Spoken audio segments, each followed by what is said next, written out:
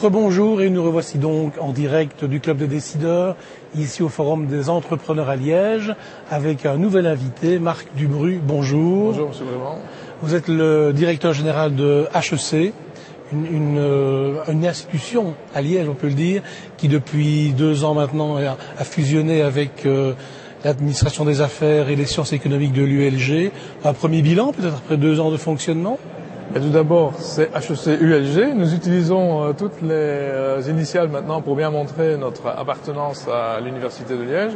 Et je pense que le premier bilan est très positif dans la mesure où les étudiants, encore cette année, sont très nombreux à rentrer en première et même en master. De l'ordre de grandeur au total de 2500, mais il y aurait cette année en première 680 étudiants donc en premier bac. Ce qui est exceptionnel comme...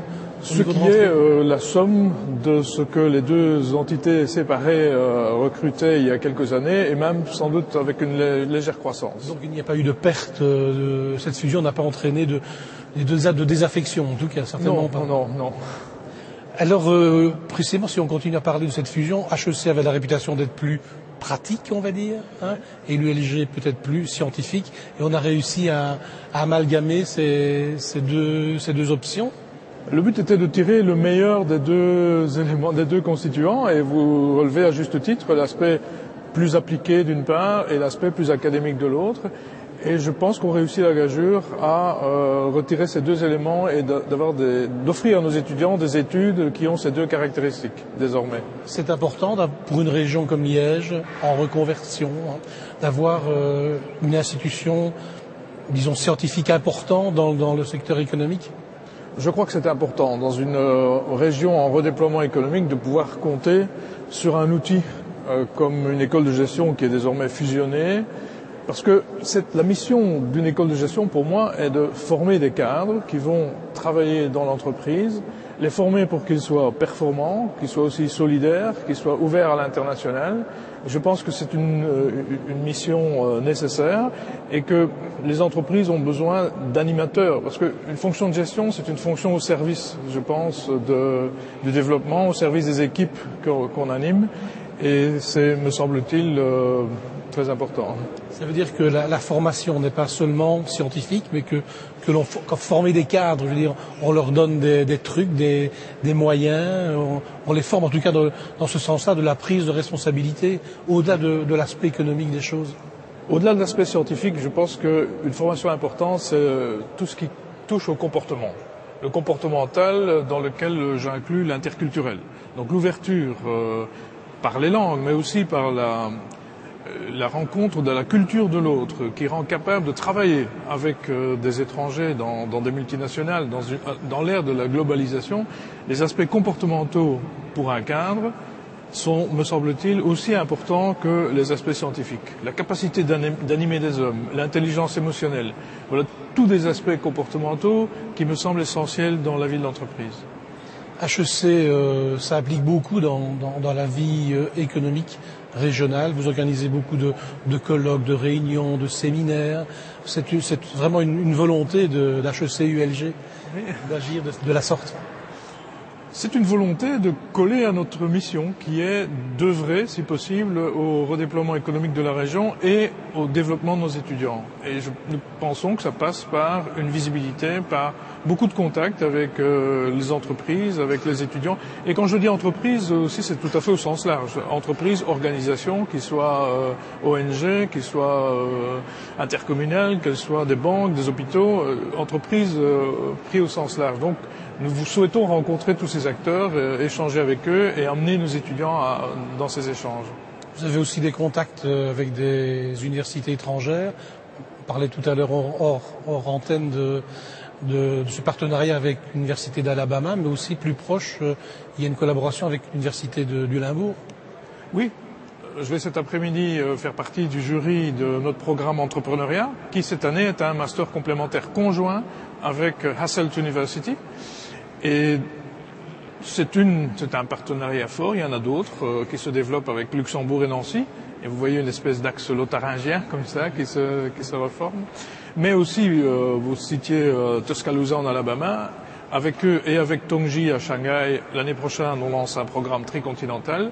Donc, c'est un peu en phase avec le besoin, je pense, de cadres formés à l'interculturel. Nous essayons de proposer à nos étudiants des programmes qui leur permettent d'aller voir ailleurs comment on réfléchit, on pense, on conçoit cette globalisation.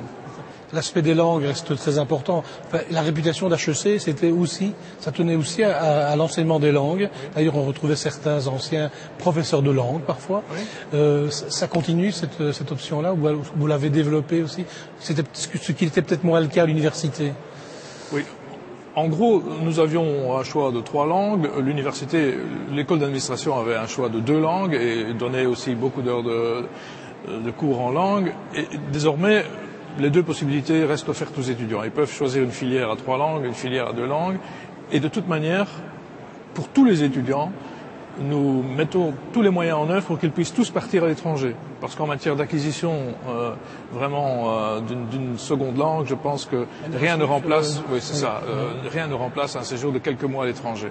Et les cours y préparent. Et donc, en gros, je pense que nos objectifs de bien les former en langue reste tout à fait valable et nous introduisons même beaucoup plus de cours en langues étrangères et pas uniquement de langues étrangères. Oui. Une espèce d'immersion en quelque sorte. Vous êtes aussi forcément un observateur attentif de la situation économique de la région, que l'on dit en reconversion, on dit que ça va mieux d'ailleurs, ou bien en tout cas que ça bouge.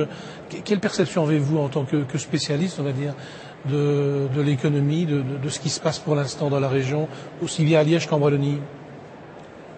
Peut-être distinguer Liège et vous rejoindre quand vous dites et vous exprimez ce sentiment que ça redémarre, il y a une reconversion qui est en train de se faire. Et je pense à des domaines comme la logistique ou les biotechnologies, par exemple, mais il y en a d'autres. Et la logistique, c'est un peu frappant. Je pense à celui-là parce que c'est un domaine dans lequel j'ai donné quelques cours. En 10 ans, si on sort de Liège et qu'on voit les axes par exemple, vers Bruxelles, les installations logistiques ont quand même poussé comme des champignons. On voit quand même là qu'il y a je ne parle encore que de l'aire de Bierzet. Il y a aussi le projet Trilogie Port. Donc je pense que ça, c'est un axe important. À preuve, nous développons un master complémentaire avec Nancy, donc la Lorraine, qui est aussi cette situation de relais logistique en Europe, pour couvrir des besoins d'universitaires en logistique. Je pense que le domaine de gestion de biotech, c'est aussi porteur. Voilà, je pense qu'en gros, il y a beaucoup aussi le spatial et d'autres raisons d'espérer. Et si vous deviez donner un conseil, par exemple au ministre régional de l'économie, qu'est-ce que vous lui diriez? Sur quoi doit-on vraiment insister, plus particulièrement? Ça, c'est bien. Ça va peut-être être un peu indirect comme... D'abord, je ne me permets pas de lui donner un conseil. Je dirais simplement en tout cas, moi, comme citoyen et comme enseignant, j'ai un souci, c'est que la Wallonie, qui travaille à son redéploiement, n'a peut-être pas directement les moyens d'agir sur l'enseignement secondaire. Et je pense que les gens qui vont devoir mettre en œuvre le redéploiement économique, ce sont ceux qui ont 13-14 ans aujourd'hui, dont les enquêtes internationales nous disent que, en matière de performance moyenne, je sais bien que c'est une moyenne, pour la maîtrise d'outils aussi indispensables que les sciences, les mathématiques, la langue maternelle, ces performances ne sont pas bonnes. Il faut rejoindre les pays cibles, ceux qu'on veut rattraper sur le plan économique. Je pense qu'on y arrivera, que si on les rattrape aussi très rapidement au niveau de la formation de tous nos jeunes de 13-14 ans. Voilà, la formation et l'enseignement. Oui, voilà. C'est-à-dire la formation comme condition sine qua non, me semble-t-il, pour le redéploiement économique si on travaille sur le long terme. Merci beaucoup, Monsieur Dubru. On va faire une petite pause maintenant et on se retrouvera en début d'après-midi avec le directeur de TNT. On a parlé logistique, bien, on en parlera encore tout à l'heure. Merci, à tout à l'heure. Au revoir.